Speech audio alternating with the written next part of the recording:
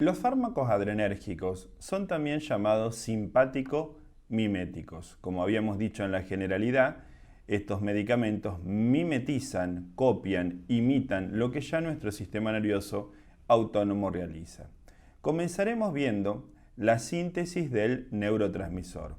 Como podemos observar en la figura número 1, ingresa a la terminal adrenérgica la tirosina por transporte activo, es captado por la enzima número 1, que se llama tirosina hidroxilasa, que la convierte en DOPA. La DOPA, por la segunda enzima, conocida como DOPA descarboxilasa, se convierte en dopamina. La dopamina ingresa al gránulo, a la vesícula, y en el interior de la vesícula es convertida en noradrenalina. Y ahí podemos decir que termina la síntesis del neurotransmisor noradrenalina. Sin embargo, cuando pasamos a la figura número 2, podemos observar que aparece una cuarta enzima. Esto sucede tanto en células cromafines como en médula suprarrenal.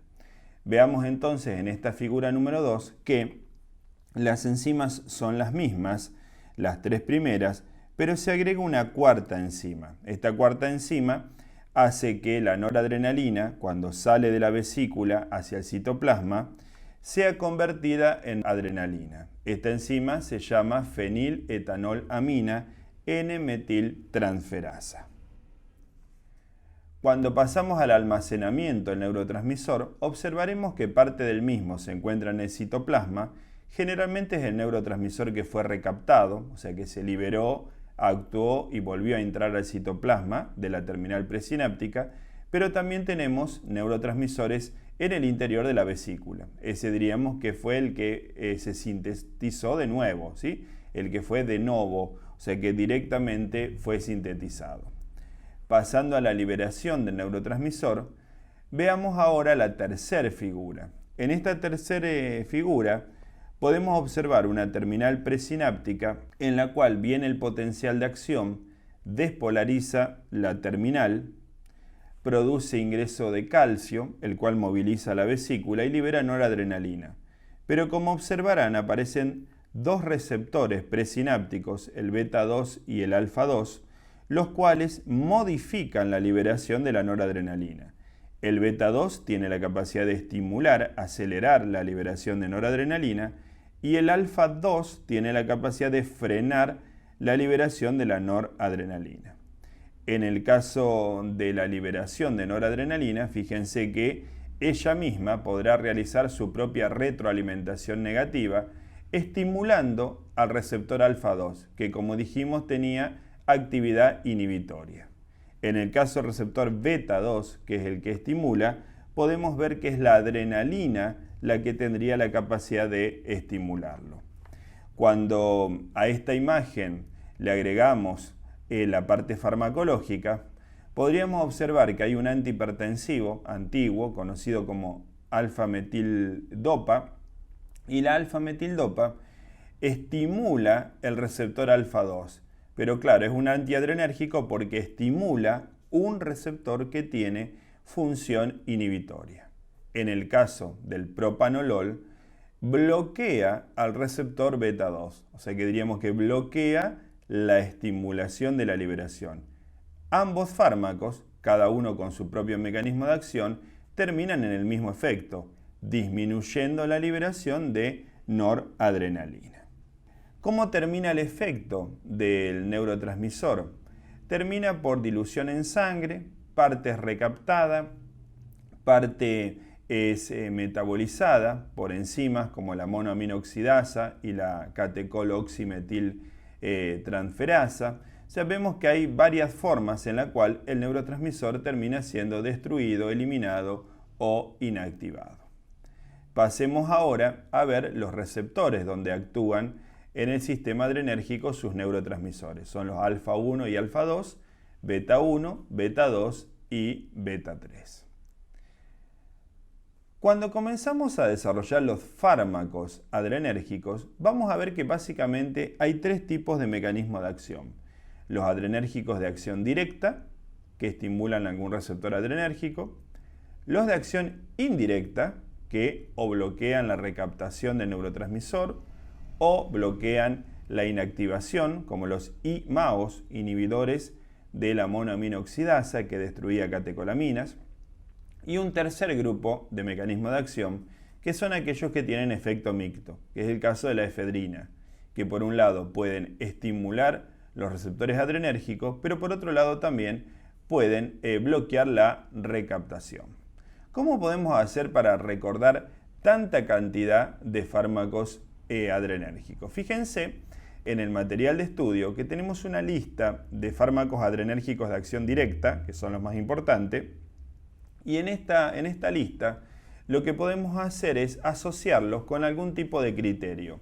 Por ejemplo, los tres primeros, que son la adrenalina, la noradrenalina y el isoproterenol, podríamos decir que químicamente contienen el grupo catecol, por eso se los llama catecolaminas, ¿sí? Catecolaminas. Se dan cuenta que el término catecolaminas es una definición química, aquellas sustancias que contienen el grupo catecol dentro de su molécula, adrenalina, noradrenalina e isoproterenol. Obviamente la adrenalina y la noradrenalina son catecolaminas fisiológicas y el isoproterenol es una catecolamina sintética.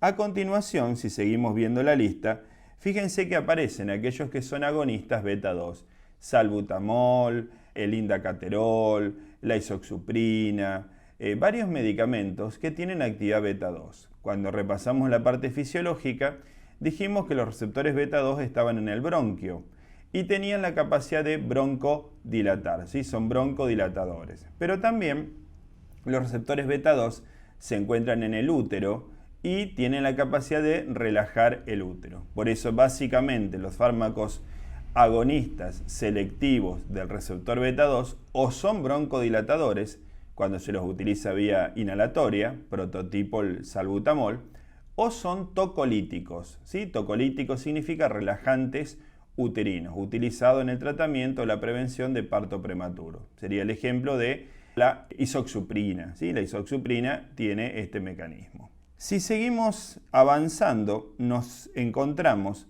a la dopamina y la dobutamina. En este caso, la acción principal que tienen dopamina y dobutamina es de ser estimulantes selectivos beta 1. El receptor beta 1 dijimos que estaba en corazón, por lo tanto, estos medicamentos son fundamentalmente estimulantes cardíacos, por ejemplo, para el shock cardiogénico, ¿sí? Serán inotrópicos positivo, cronopositivo, estimularán al corazón en una situación muy grave, como es el caso del shock cardiogénico. Por supuesto, la dopamina también estimula sus propios receptores. Luego aparece la efedrina, que ya habíamos mencionado que era mixta, y por último, todos los fármacos selectivos del receptor alfa 1. El receptor alfa 1 mencionamos hoy que se encontraba en los vasos y tenía acción vasoconstrictora. Por eso fíjense que la nafasolina, pseudoefedrina, fenilpropanolamina, todos ellos son los famosos vasoconstrictores, tanto a nivel nasal, ocular, tópico como sistémicos. A continuación, pasaremos al desarrollo de cada uno de los fármacos adrenérgicos, por lo menos aquellos que tienen mayor importancia en la práctica médica. El primero de ellos es la adrenalina. Ustedes podrán luego ver con más detalle en el material de estudio que la adrenalina estimula todos los receptores, todos los alfa y todos los betas. La adrenalina se administra fundamentalmente por vía subcutánea, aunque también puede usarse en forma tópica, por ejemplo. También se la podría utilizar intracardíaca, aunque ya es una modalidad algo antigua, pero tiene algunas otras vías alternativas de administración. Para poder entender los efectos de la adrenalina, simplemente volveríamos a nuestro luchador, nuestro guerrero que habíamos visto al principio en la parte fisiológica, y toda la lista de efectos que podíamos tener en esa explicación de estimulación cardíaca, midriasis, acomodación para visión lejana, el bloqueo de aparato digestivo y urinario, la vasodilatación en algunos territorios y vasoconstricción en otras, todo eso lo hará la adrenalina. Si hoy tuviésemos que decir cuál es la principal utilidad de la adrenalina, tendríamos que mencionar al shock anafiláctico, porque sigue siendo de primera elección para el mismo. Tengan en cuenta que en un shock anafiláctico se produce una reacción de hipersensibilidad tipo 1, en la cual hay una liberación masiva de histamina. ¿Por qué nos mata la histamina? Porque produce broncoconstricción y vasodilatación. La broncoconstricción de la histamina nos hace entrar en insuficiencia respiratoria aguda y la vasodilatación nos hace entrar en un shock distributivo. La adrenalina es el antagonista específico para la histamina porque la adrenalina tiene la capacidad de dar broncodilatación con vasoconstricción, exactamente lo contrario a la histamina. También ven que la adrenalina se puede usar en forma tópica, se utiliza como hemostático, como vasoconstrictor, colaboradora de algunos anestésicos locales, también para intentar recuperar el paro cardíaco en emergencia, como decíamos hoy, que se podía usar intracardíaca, aunque es algo antiguo, o como hoy se prefiere usarla vía inhalatoria, usar la adrenalina directamente endotraqueal en un paciente que se encuentra en un paro cardíaco. La adrenalina es un medicamento extremadamente útil, aunque por supuesto tiene sus precauciones. Recuerden que la adrenalina, los efectos que va a producir va a ser la excesiva estimulación cardíaca y la excesiva estimulación cerebral. Por eso cuando la utilizamos, realmente tratamos de no pasarnos de la dosis que corresponde, justamente para evitar la excesiva estimulación cardíaca que podría producir arritmias o la excesiva estimulación cerebral que podría ocasionar convulsiones. La noradrenalina, que es el que continúa, estimula receptor alfa 1, alfa 2 y beta 1. Por eso la noradrenalina nunca podría broncodilatar, nunca serviría para un shock anafiláctico porque la noradrenalina no es agonista beta 2. Los usos de la noradrenalina son bastante limitados. Algunas terapias intensivas la usan como estimulante cardíaco y también se usa en forma tópica como vasoconstrictor. El isoproterenol también es un fármaco antiguo, es estimulante beta 1 y beta 2, fue uno de los primeros broncodilatadores, pero imagínense que fue rápidamente reemplazado por los selectivos beta 2 para ser utilizado en el asma. Si se cruzan con el isoproterenol, tal vez sea en alguna terapia intensiva, viendo cómo se usa el isoproterenol por su actividad beta 1 para estimular la frecuencia cardíaca o la conducción del nódulo AB en un paciente con una bradicardia extrema o un bloqueo de nódulo AB. Pasamos ahora a los fármacos selectivos de receptores beta 2, que la principal utilidad que van a tener, como ya hemos mencionado, va a ser broncodilatadores. El primero de ellos, uno de los más conocidos a nivel mundial, es el salbutamol, que se puede utilizar fundamentalmente vía inhalatoria, pero tanto en nebulización para una crisis asmática como en aerosol presurizado para el tratamiento crónico preventivo de un paciente asmático. El salbutamol tiene vida media corta, por eso cuando se lo utiliza en el tratamiento preventivo del asma, debe ser administrado 4 veces por día. Se utiliza en forma de puff, 1 a 2 puffs cada 6 horas. Se imaginan que eso no resultará muy cómodo para un tratamiento crónico. En algunas ocasiones al salbutamol se lo indica únicamente de salvataje, que el paciente asmático lo tenga a mano y lo utilice cuando lo necesita. Pero también ven que aparece a continuación el salmeterol. El salmeterol tiene vida media más larga y permite ser administrado 2 veces por día. Por eso le da una comodidad bastante mayor. Fíjense que el salmeterol podría usarse 1 a 2 puffs a la mañana y 1 a 2 puffs a la noche.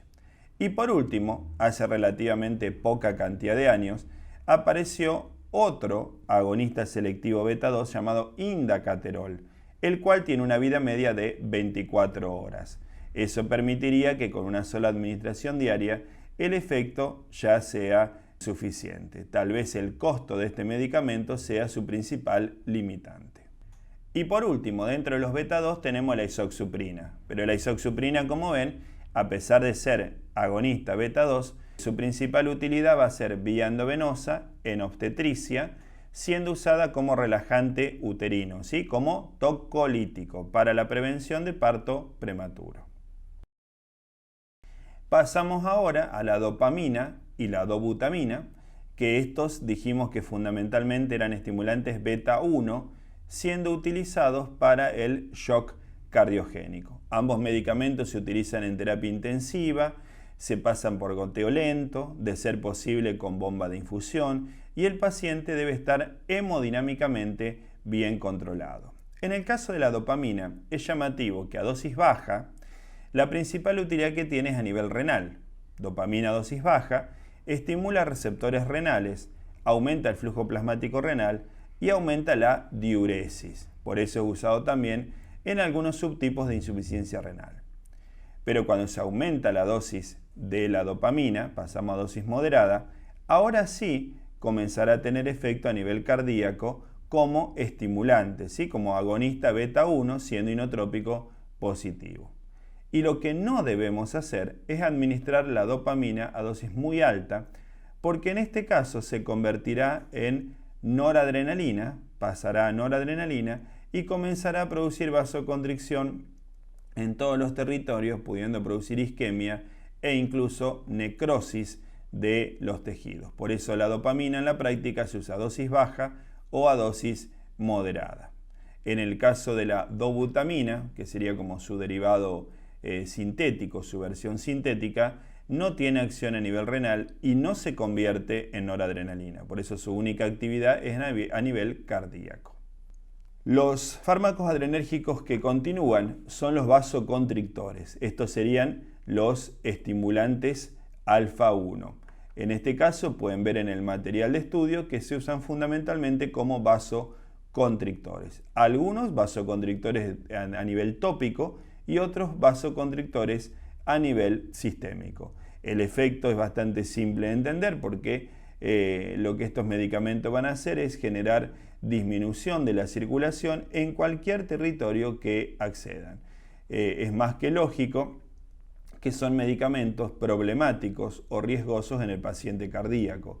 Nunca vamos a darle un vasoconstrictor a un paciente hipertenso, a un paciente con cardiopatía isquémica, a un paciente con arritmias, porque realmente van a descompensar esas patologías.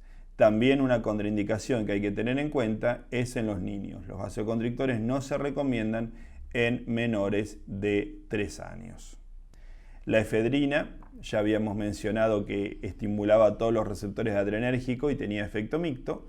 La efedrina en muchos países está prohibida su comercialización porque se la utiliza justamente como disparador para sintetizar otros derivados ilegales. Y por último, para cerrar este capítulo de adrenérgico, tenemos las anfetaminas y los derivados sintéticos como las drogas de síntesis como el éxtasis, pero esos serán ampliados en la parte de farmacologías y adicciones.